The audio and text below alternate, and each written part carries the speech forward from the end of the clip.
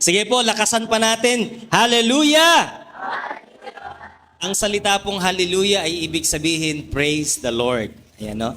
Kaysa sabihin mo ng 1,000 praise the Lord, ang katumbas po nun ay isang hallelujah. Alright? So, magandang umaga po sa ating lahat at ang bansang Pilipinas po this week ay nagse-celebrate ng ating tinatawag na Independence Day. Alright?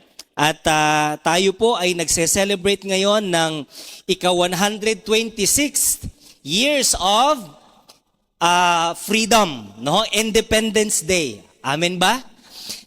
Tapikin mo daw yung katabi mo, malaya ka na ba? Ha? Mukhang hindi. Malaya ka na ba? Praise the Lord. So, I'm so excited to share with you. If you have your Bible, open your Bible in Galatians chapter 5, verse 1. And then talon tayo sa Galatians verse 13. Okay? So, I think, yan, meron tayong kodigo dyan sa harap. Kung kayo po'y hindi nakapagbaon ng Bible. Okay? So, Galatians chapter 5, verse 1, and it says, pwede ba tayong basahin ng sabay-sabay? 1, 2, 3, go! It is for freedom that Christ has set us free. Stand firm then, and do not let yourselves be burdened again by a yoke of slavery. Verse 13. You, my brothers and sisters, were called to be free, but do not use your freedom to indulge the flesh. Rather, serve one another humbly in love. Tayo po yung manalangin. Salamat, Panginoon, sa kalayaan na aming tinanggap sa pamamagitan ni Kristo Jesus.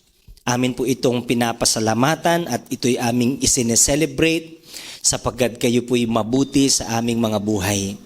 Today, we do not only celebrate the Independence Day of our nation, we also celebrate the independence, Lord God, of our hearts, our lives from sin. And today, because of the works of Jesus Christ in the cross of Calvary, we have been forgiven, Lord, and we have been set free. Thank you po. Itong mga mensahe na aming pag-aralan ngayon ay papasok sa aming mga tenga, sa aming kaisipan. Ito'y bababa sa aming puso hanggang sa ito'y aming ipamumuhay. Salamat po. Ito ang aming dalangin sa pangalan ni Jesus. Amen and amen and amen. Praise the Lord. Maraming salamat sa inyo, music team. Palakpakan po natin sila. Purihin ang Panginoon.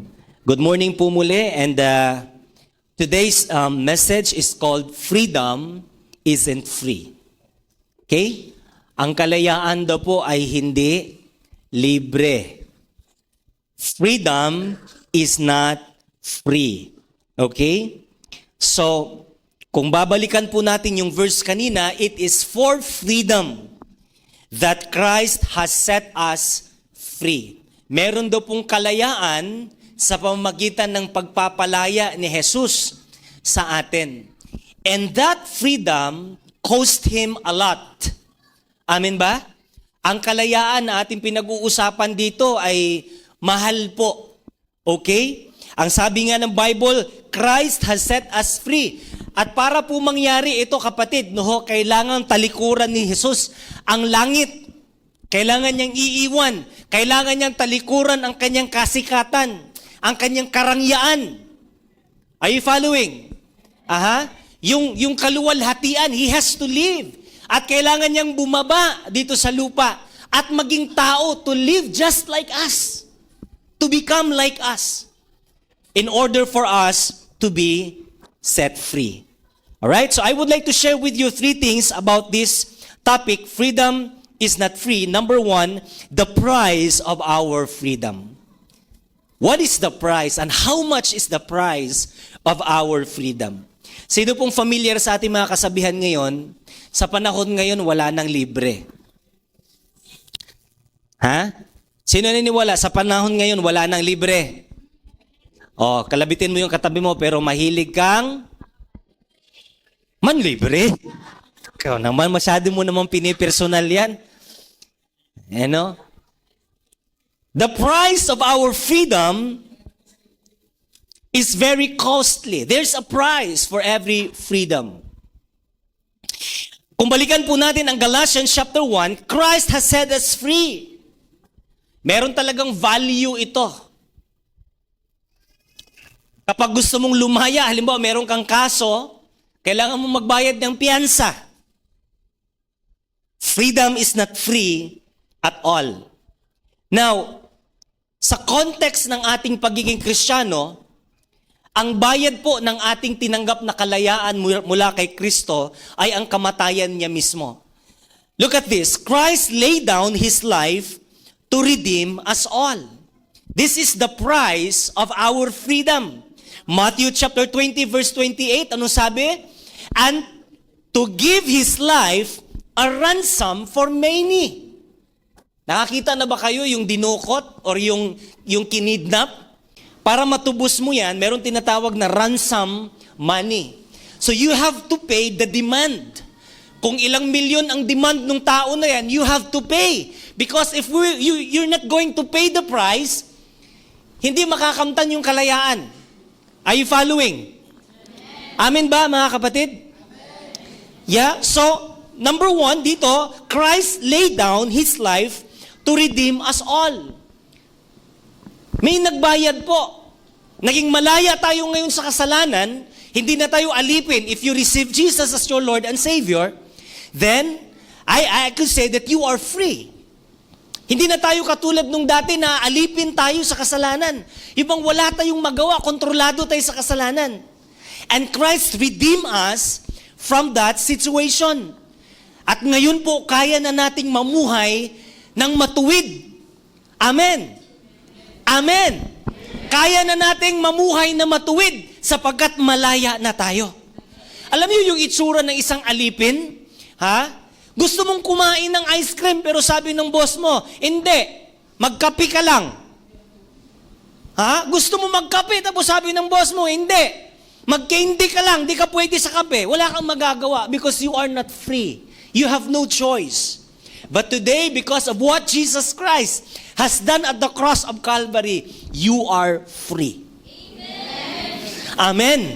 Pwede kang magtagumpay. Pwede ka nang mapagpala. Pwede mo nang ma-enjoy ang mga bagay na inilaan ng Panginoon sa buhay mo. Amen ba, kapatid? Amen. The price of our freedom is that Christ laid down His life to redeem us all. Now, under this point, the disciples as well, okay, suffered and died for the sake of the gospel. So hindi lang si Jesus ang nagbayad sa ating kalayaan, maging ang kanyang mga disipulo, kapatid, sila din po ay nagbayad. They suffered and died for the sake of the gospel. Alam niyo kung ano yung gospel? Yung mabuting balita. Yung salita ng Diyos na ating napakinggan ngayon, at dahil sa salita na yan, nakilala natin ang Diyos. Nabago ang buhay natin. We receive freedom through the sufferings and the death of these disciples. So ang ating kalayaan, okay, hindi libre. Buhay ni Jesus pinangtubo sa atin, and again, para makarating sa atin ang mensahe ng kaligtasan at ng kalayaan, para makarating sa atin yun, it cost the lives, the thousands, the countless lives of Jesus' disciples, makarating lamang sa atin ang mabuting balita. Kaya nga, alam mo ba, ang pinakamatinding kasalanan na walang forgiveness?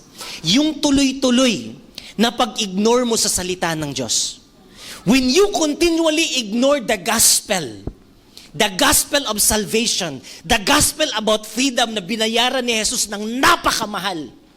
Ang sabi ng Bible, one day, pagsisisihan mo. And according to Luke chapter 15 ba yun, yung about the story of Lazarus and the rich man, grabe, wala nang magawa yung mayaman. Pinagsisihan niya talaga. Bakit? The price for this freedom is very costly. So, makikita natin unang-una si Jesus, grabe yung investment niya sa ating kalayaan, and then maging ang mga disciples. I want you to take a glimpse paano namatay itong mga disciples niya. Basahin ko lang sa inyo, no? Simulan natin dito si Matthew, no? Si Matthew po, siya po'y impaled by spears in Ethiopia. Talaga pong na-impaled siya ba? Yung tinusok siya, tumagos sa pader, yung tinatawag na spear. Si James naman, thrown off the wall, hinulog sa pader. Ito mga disciples ni Jesus to, na nakatanggap din ng kalayaan dahil sa ginawa ni Kristo sa cross ng Kalbaryo, at para makarating sa atin yung kalayaan, mensahe ng kalayaan, they suffered and died. Tignan niyo po si Jude, he was crucified by the Magi in Persia. This is how the first, the frontline disciples died fighting for our freedom. Si John, he died in exile on island of Patmos. Yung pinakamatagal na namatay na disciple na nating Panginoon, si John po, exile po siya, bawal na po siya, banned siya sa iba't ibang lugar kasi lagi siyang nagpipreach about freedom in Christ, about salvation. Binan po siya, kinulong po doon sa island of Patmos. Kaya at the later part of his life, nagsulat po siya ng Book of Revelation. Nakita niya kung paano pinersecute yung simbahan, paano pinahirapan. Ang dami ng mga Kristiyano tumigil na sa paglilingkod. Sabi na, ayoko na! Ang hirap maging Kristiyano!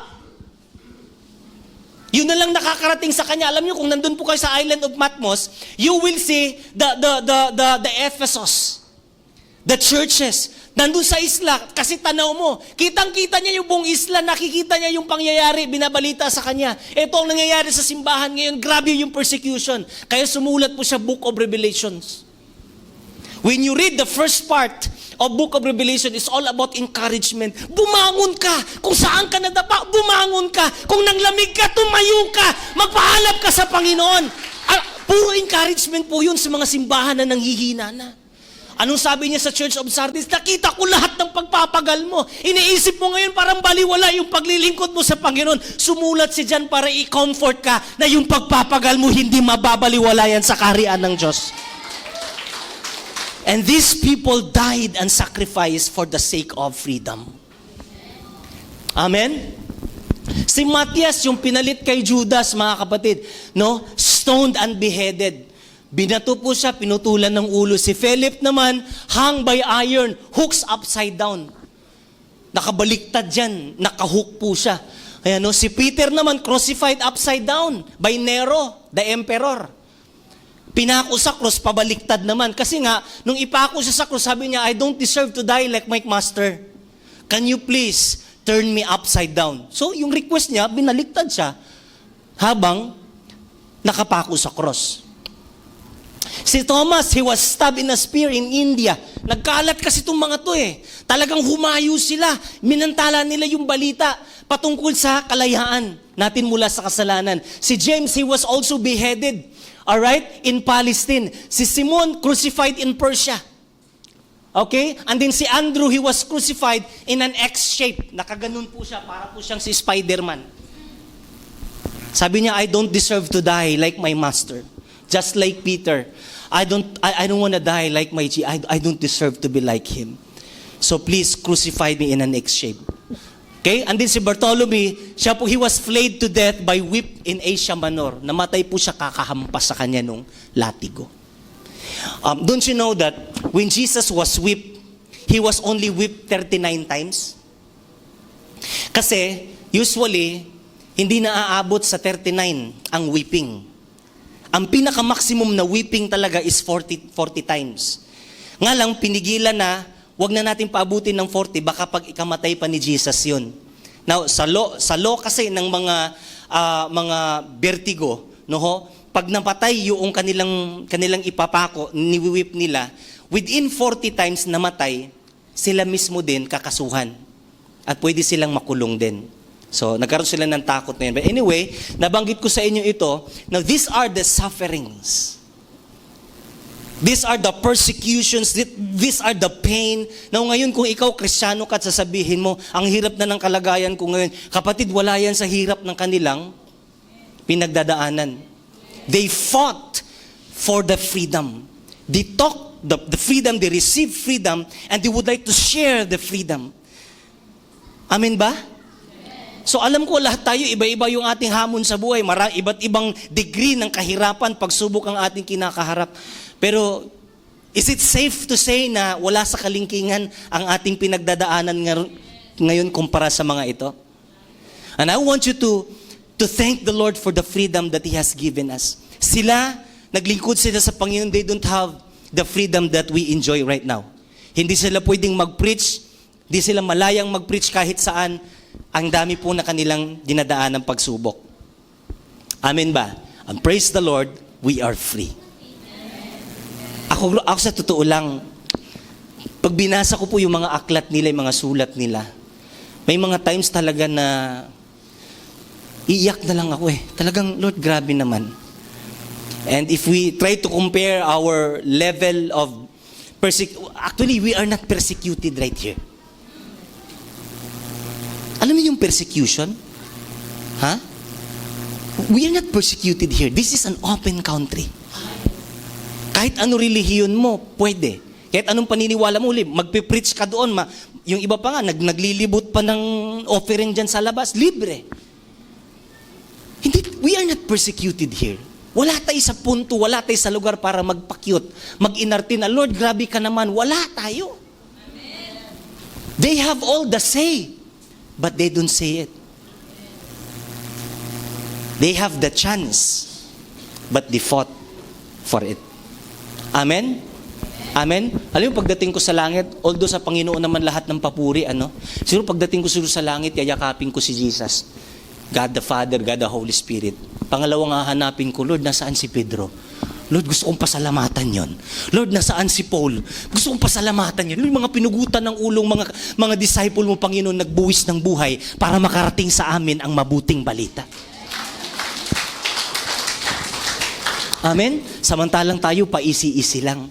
Pa-Netflix lang. Tapos sabi natin ngayon, kung nasa kahirapan na tayo, nasa sitwasyon na tayo, grabe pinabayaan na ni Lord. Ha? Amen?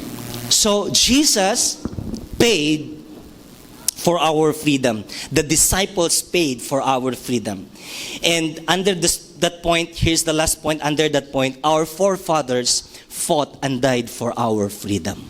Sila po yung ating mga binansagang mga heroes. Amen? Si Dr. Jose Rizal, si Emilio Aguinaldo. Pag kahapon nagbalik tanaw lang ako sa mga ilang mga heroes natin, sabi ko, grabe to mga to. Yung ano kasi yung tinlakad lang, yung mula Bataan hanggang Death March, di ba? Sabi na imagine ko yun, sabi ko.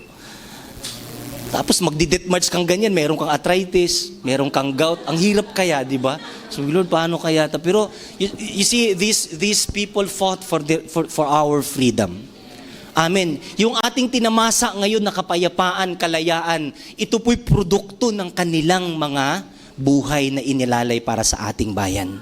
Amen. Kaya nga po ang sabi ni Martin Luther King, if you haven't found something worth dying for, you're not fit to live. Matindi yan. Ha? Kung yung pagkabuhay mo ngayon, you haven't found something worth dying for, you're not fit to live. Amen. Oh, naintindihan ko. Wala nang amen. Amen ba?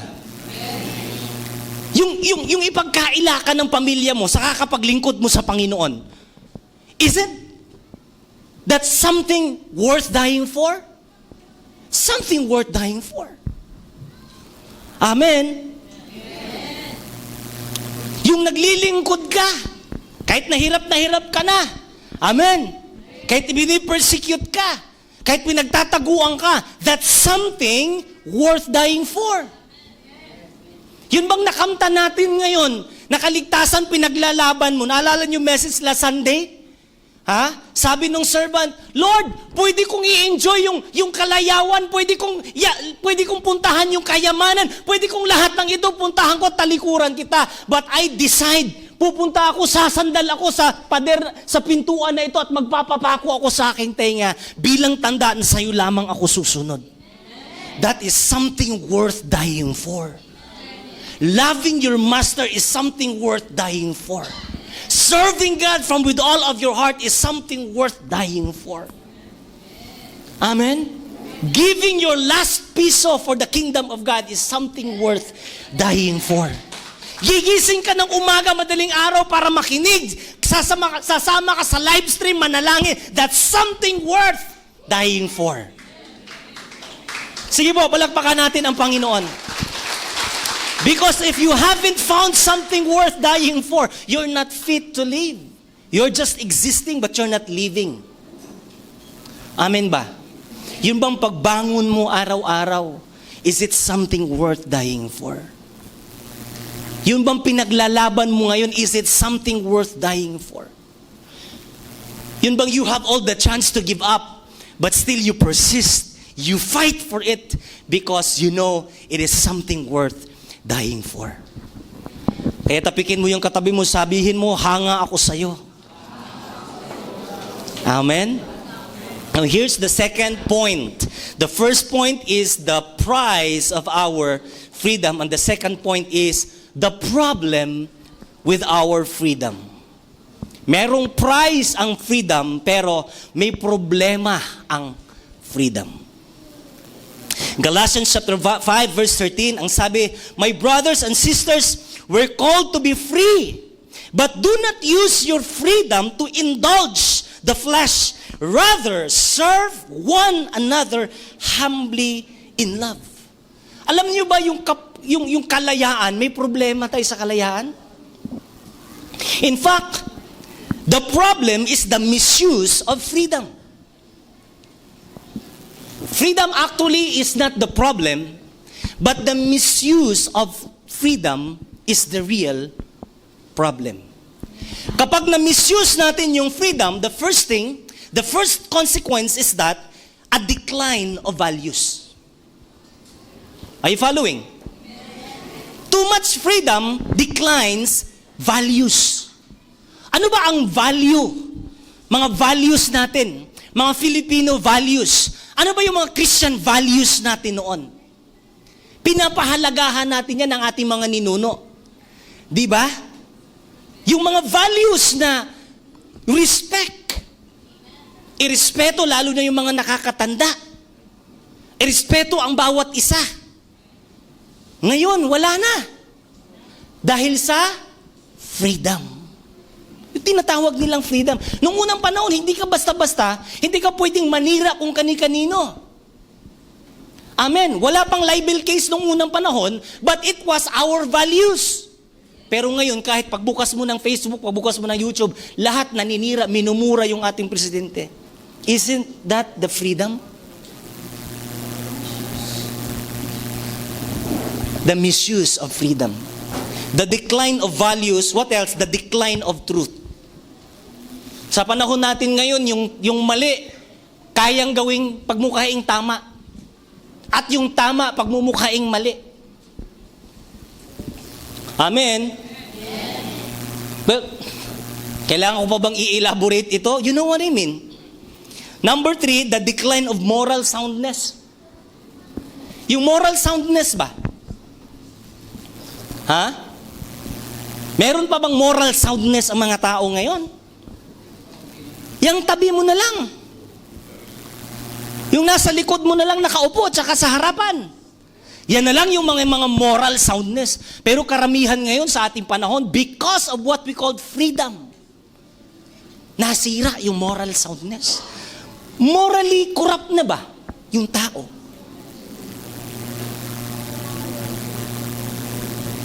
No, moral soundness is what I call it, discipline. Moral discipline. Tingnan mo sa panahon natin ngayon. No, papasok ka sa bahay, hindi mo bahay, bisita ka lang doon, pagpasok mo magbi-bless. Yan bang pagbi-bless, pagmamano ng kamay, yun na ba yung respeto? Masasabi mo ba, porket nagbi-bless? Nag-bless nga sa'yo, maya-maya ko din, pumasok naman sa kwarto niyo.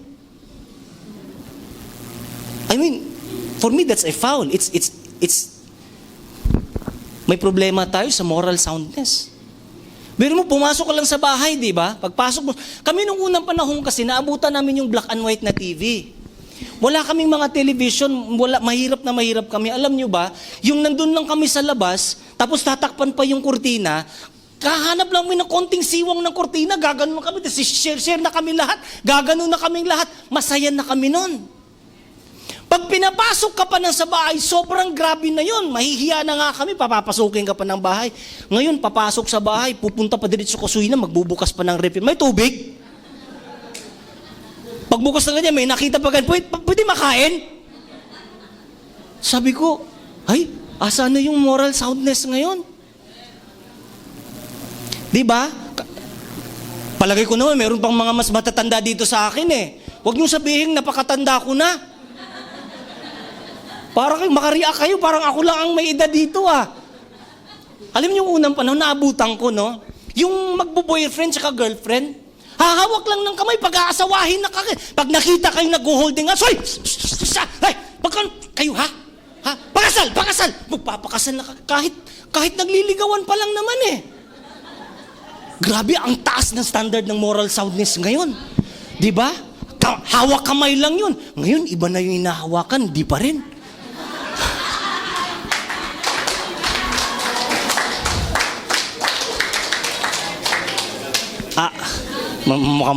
May masama yata akong nasabi. Pasensya na kayo ha. Kasi nga po, lahat ng tama ngayon, ginagawa ng mali. Tinan mo, tama, pinaglalaban mo yung tama. Sabi nung anak siya, ikaw naman, mas makalumang panahon, grabe ka. Tama, ginawang mali yung tama. Sa panahon nyo yun? O, tingnan mo, sa panahon pala lang namin yun.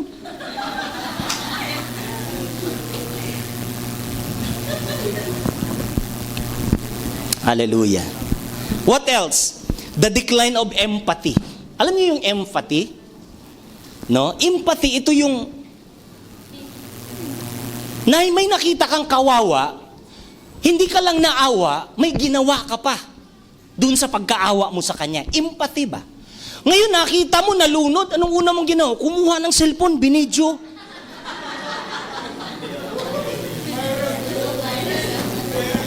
Grabe naman ngayon. Wala na tayong empathy.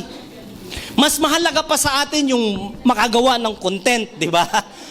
Maka-video kaysa dun sa gumawa ka ng kabutihan sa kapwa mo. What else? The decline of family. Tignan mo, bakit ko naisulat yung the decline of family?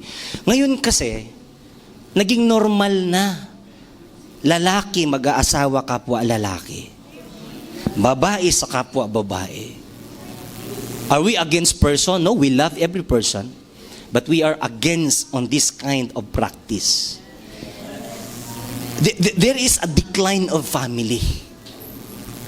Hindi na napapansin ngayon sa Pilipinas, ay medyo, kumbaga, nung mga nagdaang dekada, pag ganun tayo pagdating sa pag-akyat ng population, ngayon hindi na masyado ang Pilipinas. Yung mga anak na lang ngayon, marami na yung 3, 4, ganyan na lang. Hindi katulad nung unang panahon, tig-12, 2 dosina, di ba? Maramihan talaga. Ngayon, alam niyo yung mga lugar like New Zealand, wala na. Pabagsak na talaga yung population nila. Bakit? Ito kasi pinaglalaban na kasi natin yung freedom eh. Sabi kasi ng mga tao, ay, anong pakialam mo kung gusto ko siya? Anong pakialam mo kung siya ang pakakasalan ko? Meron pa ngayon. Ito the decline of family. Nagpakasal sa kanyang alagang aso. Ay, di nyo pa napanood yun?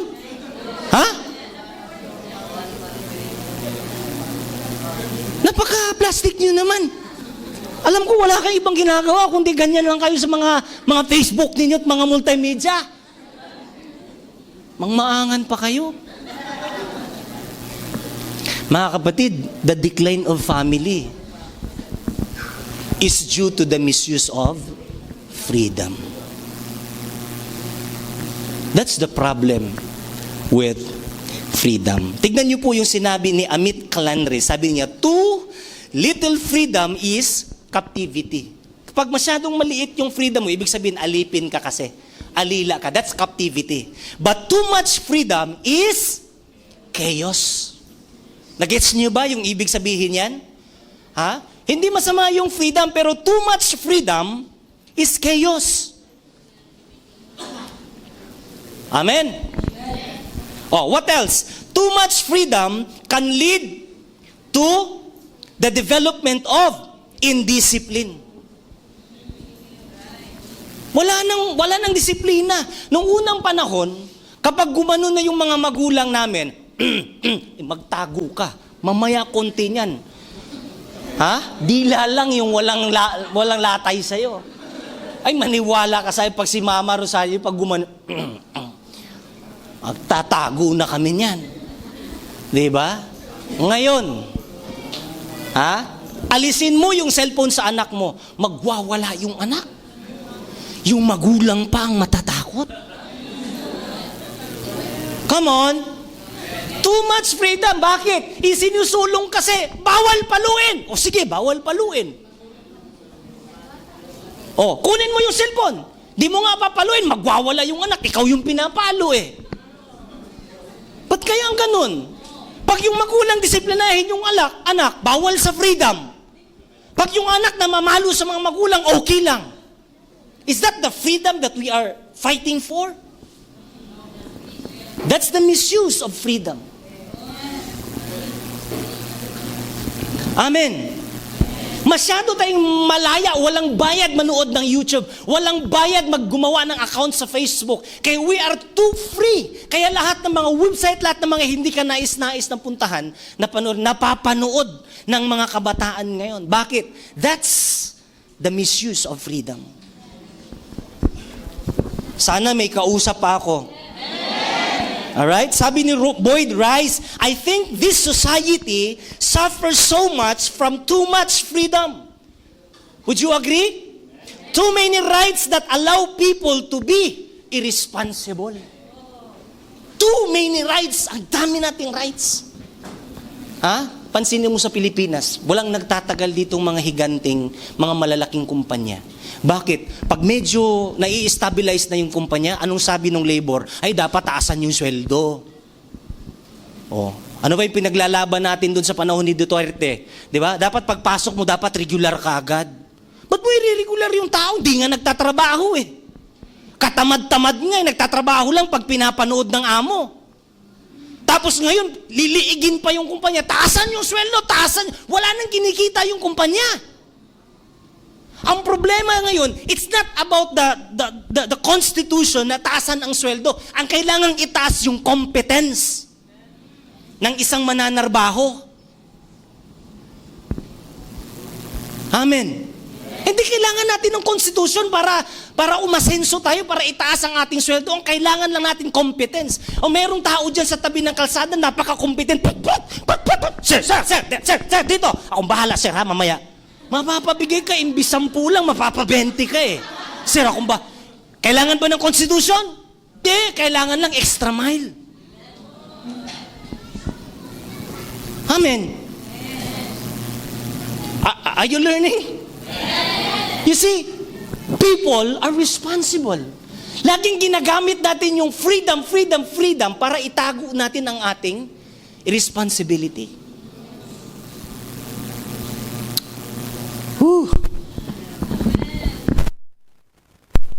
Pabulong na lang yung amen. Okay lang sa akin yan.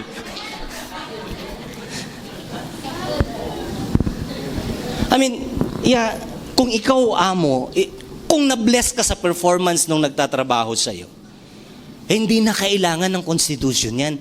Hindi na kailangan ng Department of Labor, di na kailangan yan. Ikaw mismo magtataas. I-bless mo yan kasi ipagpapalain daw po yung karapat dapat pagpalain, ang sabi ng Bible eh.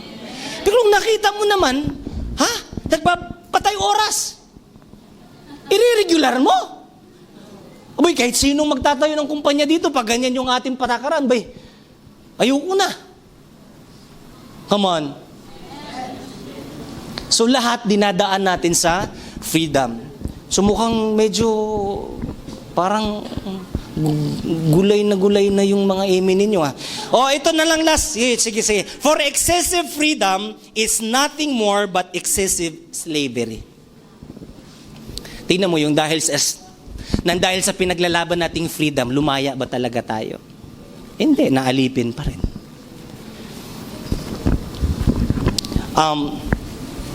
There's a, I don't know if this is true, di ko alam, pero nabasa ko lang to. This is very good. Yun pong founder ng Dubai, napakaliit lang ng Dubai, di ba?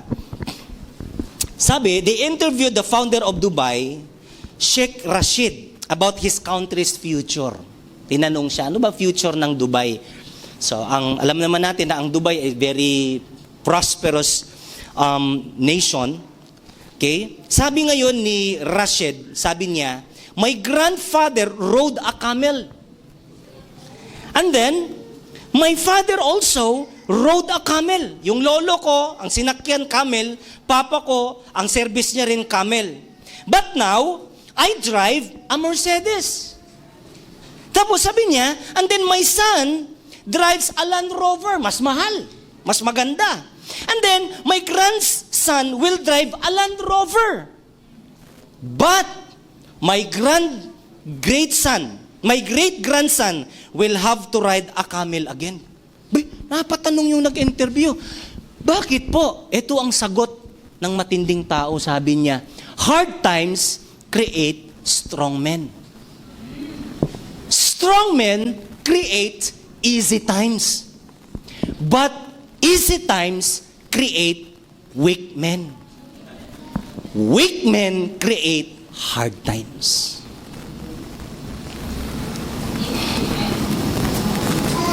Noong unang panahon, wala pong freedom yung disiplina. Ngayon, yung mga estudyante, di mo pwedeng paluin, di mo pwedeng batuhin ng eraser.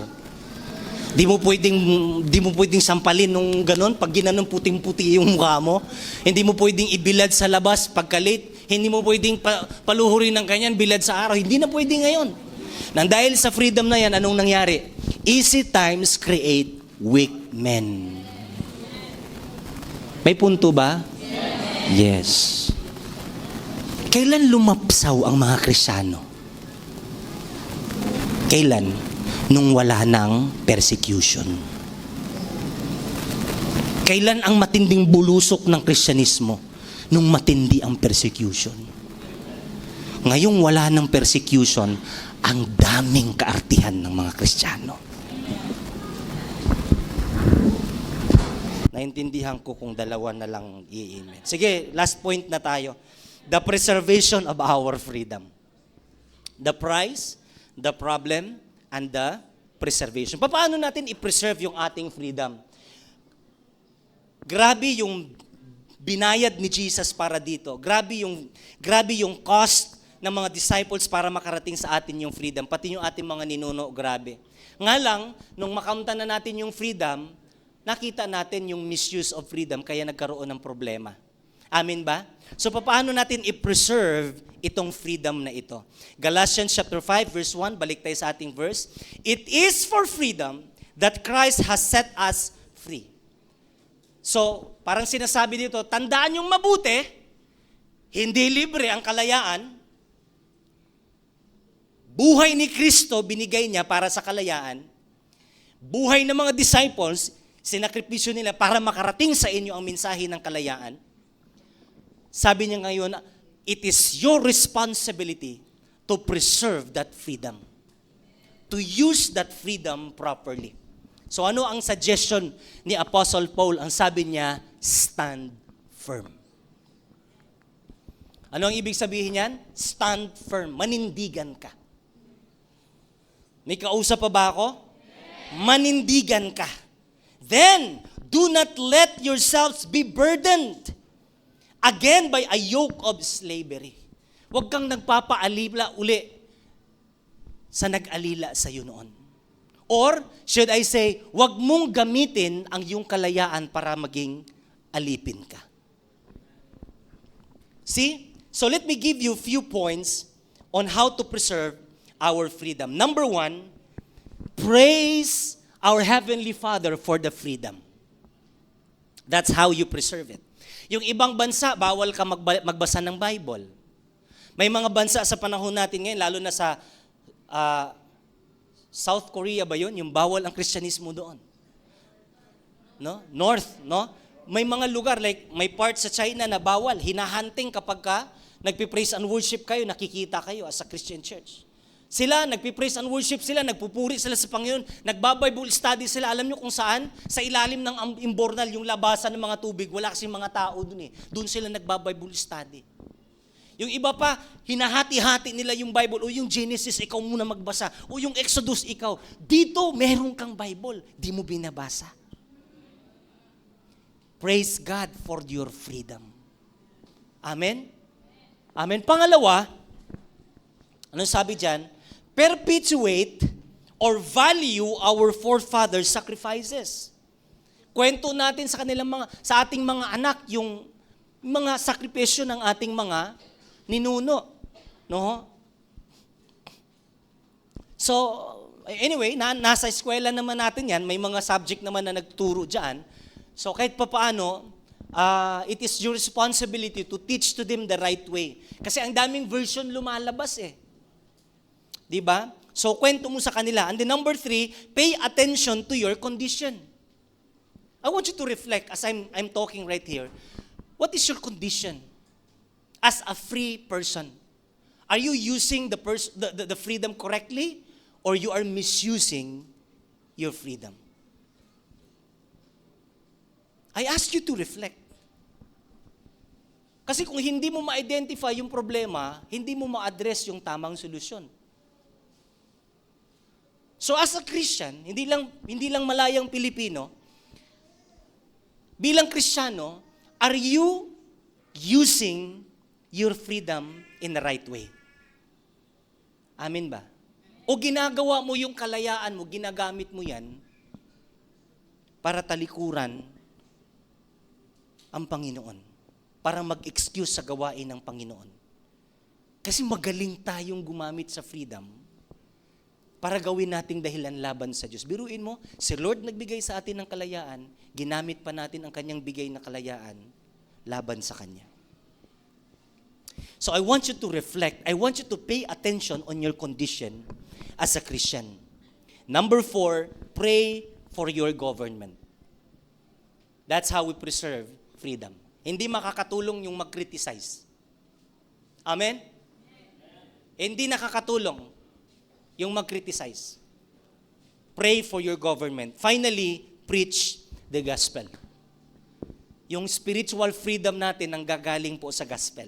Anong sabi ng Romans? Sabi ni Pablo, I am not ashamed to preach to you the gospel. Why? Because it is the power of God that brings salvation for those who believe. Yung salvation na binabanggit natin dyan, kalayaan po yan. So mararanasan natin yung kalayaan kapag ka ipipreach natin, ibahagi natin sa iba ang mensahe ng kalayaan. Galatians chapter 5, verse 13. Anong sabi dyan? Basahin po natin yung naka-red highlights. 1, 2, 3, go. Do not use your freedom to indulge the flesh. Rather, serve one another humbly in love. Ano daw ang ibig sabihin nito? Huwag daw po nating i-misuse ang ating kapayapaan, ang ating kalayaan. You see, do not use your freedom to indulge. Huwag mong gamiting posas yung iyong kalayaan ba?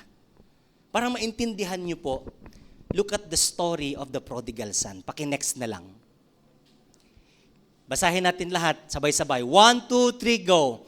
He'd been slave by the very freedom he desperately envied. Pwede niyong i-Instagram yan, sarili natin yan. You see? Anong sabi ng prodigal son? Akin na yung yaman ko! Binigay naman. Ayoko na dito, gusto kong lumaya. Lumaya naman. Pero ang tanong, lumaya ba talaga siya? It is the very freedom that enslaved him.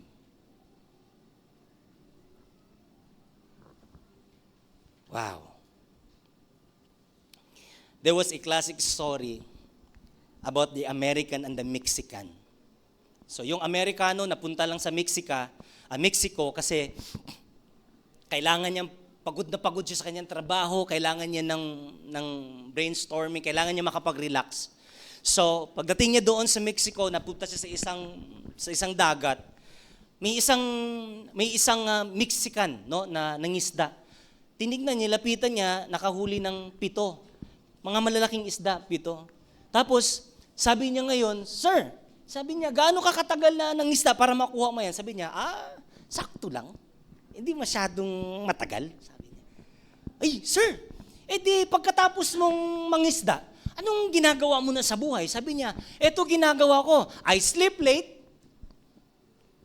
I fish a little, play with my children, take siestas with my wife, stroll into the village, each evening where I sip wine and play guitar with my amigos."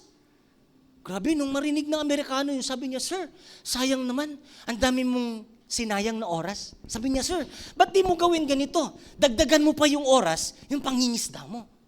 Sabi ngayon nung Meksikano, sabi niya, "Para saan?" Sabi niya, "Para dumami yung pera mo. Tapos sir, eto tutulungan pa kita. Ako'y magaling po akong negosyante. Eto gawin ko sa'yo. Sikapin natin makabili ka ng malaking barko." Para saan? Para kapag may malaki ng barko, marami kang isda makukuha. Para saan? Para pag marami kang isda makukuha, diretso ka nang bibigay dun sa mga gumagawa ng mga sardinas, ganyan, yayaman ka. Sabi niya, "Ipag yumaman ako, para saan yung pagyaman ko?" Sabi niya, "Di sir, ganito gawin mo. Punta tayo dun, pwede kang mamuhay dun sa New York, ganyan. Tapos, makilala mo yung mga malalaking mga mayayaman doon, lahat ng gusto mo sir, makakamtan mo sa buhay." Sabi ngayon ng Meksikano, yung mangingisda, sabi niya, "Really? Ngayon pag nakamtang ko na, yung mga lahat ng gusto kong sa buhay, ano ngayon ang next?" Sabi ngayon ng Amerikano, sabi, "Sir, ganito, magre-retire ka." Pag nag-retire ka ngayon, anong gagawin ko sa pagre-retire? Di sir, bili ka ng maliit na lupain. Tapos dun sa lupain, magpatayo ka na kahit simple lang na bahay. Tapos bili ka ng bangka, tapos mangingisda ka. Para ma-enjoy mo yung buhay mo. Napasil lang gusto yung Meksikano. Sabi niya, "Senyor, I am already living the life you are dreaming of."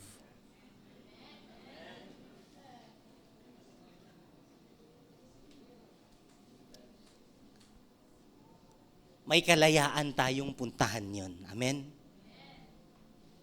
Pero wag mo namang hayaan na yung kalayaan na yan aalila sa'yo. Puposas sa'yo.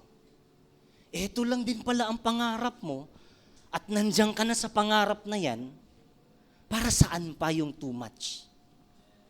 Sinasabi ko ba na wag na tayong umasenso? Nangarap tayong ganun.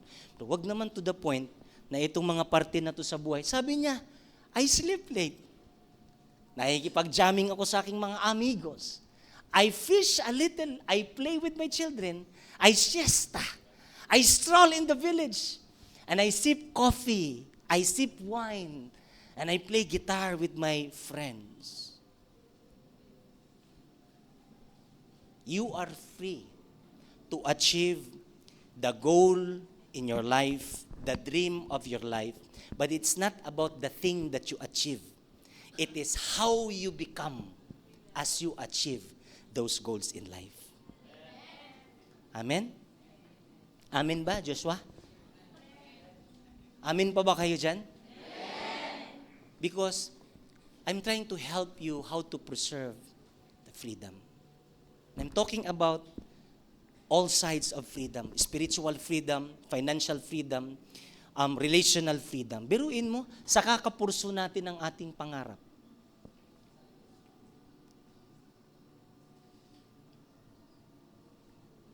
Nawala sa atin itong mga bagay na ito. Nawala na sa atin yung social life, nawala na sa atin yung spiritual life, nawala na sa atin. Too much is not good at all. Amen ba? So take care of your freedom. Amen? Sabihin mo sa katabi mo, bantayan mo ang iyong kalayaan. So let me recap. Amen ba? Ha? Let me recap. Freedom is not free. Amen. The price of our freedom, the problem with our freedom and the preservation of our freedom. Huwag nating hayaan na ang ating kalayaan ay paano kasi yan sabihin, sa Kapampangan kasi, ayag tuguti ang imuhang pagkagawas nun, nga dili mo balikos, unsa kanina, sister?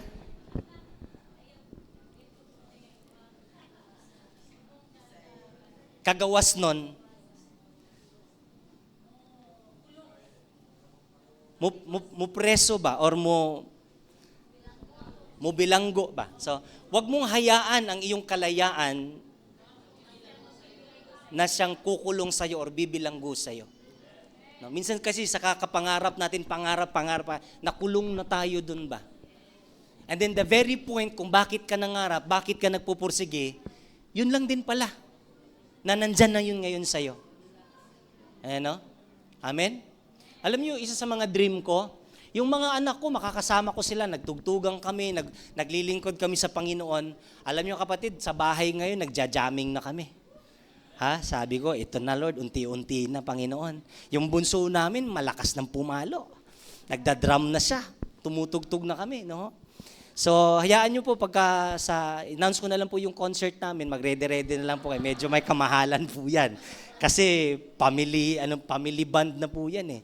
So, ang aming singer naman, si Pastora din, kumakanta din. So, lahat kami, tumutugtog na kami ngayon. No? Bibilangin na lang, mga ilang buwan, ilang taon, pwede na. Sabi ko, Lord, pwede na. Hallelujah. Yung makakasama mo sa ministry yung mga anak mo, yun yung pinaka-ultimate dream ko eh. Wala na ka na bang dream, Pastor, na yumaman? Siyempre, may pangarap tayong ganyan. Sino bang hindi? Diba? Pero, alam mo yun, kahit anong gawin natin, may limitation lang talaga ang lahat. Ang pinakamasarap ngayon, pinalaya tayo ni Kristo. Darating ang panahon, after this life, babalik tayo sa Kanya. Nandun ang tunay na kayamanan. Amen? Kaya balik ko yung tanong kanina, is that something worth dying for? Yun bang maglingkod ka sa Panginoon for the sake of eternal life na tinanggap mo sa Kanya? Is that something worth dying for? Yun bang maglilingkod ka sa Kanya dahil sa gratitude mo na tinanggap mo sa Kanyang kalayaan at kaligtasan? Is that something worth dying for? Kasi if it is not something worth dying for, lahat ng pinagpupursigihan natin na hindi natin maiuwi doon, that's not something worth dying for. You will just leave it behind. Yung sabi ng Bible, di ba sa series natin, nabanggit ko yan, ang sabi po doon na huwag kang mag-install ng maraming kayamanan, no, na pagkatapos mong pundarin lahat yan, namatay ka, iba ang mag-i-enjoy. Amen. Kahit simple lang, sabi mo sa katabi mo, kahit maging milyonaryo lang tayo, okay na. Amen ba? Huwag na natin masyadong pangarapin yung maging bilyonaryo ka, mapasama ka sa top 100 ng Forbes magazine. Huwag na yung maging simpleng milyonaryo yung hindi halata, di ba? Nakakapagkape, nakakapag-jamming, nakakapagpasyal. Hallelujah! Yung pamilya mo, intact, ang saya-saya. Simpleng buhay lang, kapatid. Yun naman yung alam niyo ba ang pinakamasarap na buhay? Simple pa din. Simplicity pa din talaga. Amen. Praise the Lord. Sige po, tayo pong lahat ay tumayo. Kayo po ba'y nag-enjoy sa ating Independence Day? Purihin ang Panginoon. Just in case po, sa umagang ito, hindi pa po lahat nagkaroon ng freedom. Hindi pa nakatanggap ng kalayaan na nanggagaling sa ating Panginoon. If you are that person, you are now struggling, hirap na hirap ka, sabi mo, Pastor, I'm so tired in my life, pagod na ako, di ko alam bakit ako nakarating sa simbahan ngayon. Whatever it is, kapatid, alam ng Panginoon yung kondisyon ng buhay mo. But today, here's the good news. Nandito ang Panginoon, namatay ang Panginoon para ibahagi sa iyo ang kalayaan na yan. And if you receive Jesus as your Lord and Savior, repent of your sins. The Bible says, you will be forgiven. You will become the child of God. You will receive eternal life. And one day, you will gone to heaven with our Lord, Jesus Christ. Amen? If you are that person, Pastor, I'm very desperate of that kind of freedom. Pagod na ako doon sa freedom na hinahabol. Hiningal na ako, Pastor. And I want that kind of freedom. Para bagang yung babae, no? Doon sa well, sabi ni Jesus, pahingin ng tubig. Sabi niya, ba't ka nanghihingi sa akin? Sabi ni Jesus, kung alam mo lang sana kung sinong nanghingi sa'yo, ikaw hihingi sa akin ng tubig. Yan yung tinuro natin yung last Wednesday ni Pastora Jenny. Ganda, very powerful talaga. Sabi ko, Lord, may mga bagay sa buhay natin. Pera, hindi ka mabubusog dyan sa pera. Maniwala kayo sa akin. Ha? Material na bagay, kabibili mo lang ng cellphone, bukas may bago na namang model. Maiinis ka na naman, mapihira, kakabili ko lang, walang satisfaction, di ka mauuha, di ka mabubusog dyan. Hindi nakikwench yung ating thirst sa mga material na bagay. At dahil dyan, kung dyan nakafocus ang ating kalayaan, yan yung hinahabol nating freedom, you will not be set free. Are you following? But if you surrender your life to the Lord, peace, joy, that's the kind of freedom. Ha? Yun bang masaya ka kahit sa Jollibee ka nag-almusal? Lord, salamat po, Jollibee lang muna kami ngayon. Tapos mamayang tanghali, Panginoon, nandito na ako banda sa Balibago, Fortune Hotel lang ang Fortune Restaurant lang yung medyo malapit, dito na muna, Lord. Thank you po, Apong Ginoo. Di ba? Tapos pagkagabi, nagutom ka, binuksan mo yung kuhan mo. Simple lang, pagrab-rab lang muna kasi wala ka namang sasakyan eh. Lord, pasensya na, wala pa akong sasakyan ngayon, hindi mo pa binigay. Magpa-deliver na lang muna ako ng Grab. Yung mga ganong buhay lang, simple lang. Amen? Tapos paminsan-minsan, may upload kang bagong picture, namasyal ka, nasa Korea ka, pasalok-salo ka nung snow, ganyan. Tapos sumusuong ka sa ilalim, paglabas mo, yellow ka na. Di ba? Naligas ka na, yellow ka na eh. So, yung mga ganung buhay lang, masarap yung kapatid. Simple lang ba? Sabi mo sa katabi mo, gusto ko yung buhay na simple. Pero, masaya. Amen! Ha? Yan yung tunay na kalayaan. Ha? Tsaka eto pa, yung buhay ba na hindi man tayo salat sa lahat ng bagay, ano? Pero yung puso mo umaapaw sa joy, kapayapaan, alam mo secure na secure yung family mo, pareho kayong buong pamilya naglilingkod sa Panginoon. Ano pa bang pwede nating hingiin dyan? Lahat naman lilipas tayo. Diba? Sabi ko nga, pinakamataas nating mabuhay dito, 80 years old. 70, sabihin na nating bawi. 60, tatango na tayo, pwede na. 60 ha, pwede na. Pag tinanong mo si Brother Robert, ilang taong ka na, magugulat kayo, konti na lang talaga eh. Di ba? Pagka ang basihan lang natin yung edad, 58 na ako, Pastor. 58, 70, minus, kakabahan ka na kaagad eh. Para saan pa ba? Yung pagpupursige natin, di ba? Ha? May kausap ba ako dito? Pag tinanong mo si Ate Intay, Pastor, senior citizen na ako, Pastor. Para saan pa ba yung pagsisikap mo? Ilang taong ka na lang sa mundong ito? Come on! Walang satisfaction dito, kapatid. Maniwala ka sa akin. Ha? Pagka yung mata natin, hinahabol natin yung ganong klaseng freedom, hindi ka mapapalaya. Ha? Tatali ka sa buong buhay mo. Yung pagising mo sa umaga, agad kakandara pa ka sa lahat ng ginagawa. Well, I'm not against prosperity. I prayed for your prosperity. But I think it's time for us to balance everything. Enjoy life while you can. Yeah. Sige, palakpakan natin si Lord. Alam nyo kung bakit yung life tinawag siyang present, regalo? Because yung tinatawag mo rin gift of life. Gift po siya na i-enjoy. That is why today is called present. Because today is a gift of God to enjoy. Amen? Pastor, wala ka na bang plano sa future mo? Meron akong plano, pero hindi ako nagpapasoro doon. Yung sinabi ni Jesus na yung nagsoro ka, nag-alala ka sa future mo, pandaraya sa sarili yun. Wala ka pa sa araw na yan, ilaalala mo na. enough na yung ngayon. Amen.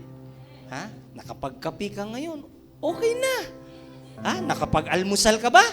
Nakapag-tinapay ka ba? Okay na. Mamaya, makapag-hortons ka. Makapag-McDo ka. Makapag-Jollibee. Oy, wag mo nang hortons. Yung kape, pang semento muna yan, ha? Yung mga mamahal na kape, wag muna. Ha? Pang semento muna natin yan. Amen? But you know, mga kapatid, life is meant to be enjoyed. Life is meant to be enjoyed. It's a gift. If you're not enjoying your life for that day, you miss the point of having that day. Amen? Hallelujah. So right now, wherever you are standing, Pastor, gusto ko yung freedom na sinasabi mo. Yes, it's all yours. Jesus paid. He gave up His life for this freedom. So this morning, if you are that person, receive that freedom in your heart. I want you to lift up your hands, close your eyes, manalangin po tayo, sumunod ka sa panalangin ito. Panginoong Jesus, pagod na po ako sa pagsunod, sa paghahabol ng aking mga pangarap. Alam ko, higit pa dyan ang pangarap mo para sa aking buhay. Give me peace. And I want to receive that kind of freedom. I invite you to come into my heart. Be my Lord and Savior. Forgive me of my sins. And I want to serve you for the rest of my life. Thank you for the gift of eternal life. In Jesus' name, amen. Congratulations! Ang sabi ng John chapter 1 verse 12, kung tinanggap mo si Jesus, yung panalangin na yun, ginawa mo ng buong puso mo, congratulations, sapagkat sabi ng Bible, you are now a child of God. Wala ba kayong napansin as we prayed, umaapaw yung kagalakan sa puso mo? Amen? Because you deserve joy. Jesus died for you. Tayo po'y manalangin. Muli, Panginoon, ako po'y nagpapasalamat sa kalayaan na aming tinanggap. Na-appreciate namin ang iyong mga sacrifices para sa aming lahat. Patawarin niyo rin po kami sa mga panahon na pinagpalit ka namin sa false freedom or hindi namin na-handle ng maayos ang freedom. Today, we come back to you at the cross of Calvary. Forgive us, Lord, and change us. Help us enjoy the life, the gift of life that you have given us. To you all be the glory. In Jesus' mighty name. Amen.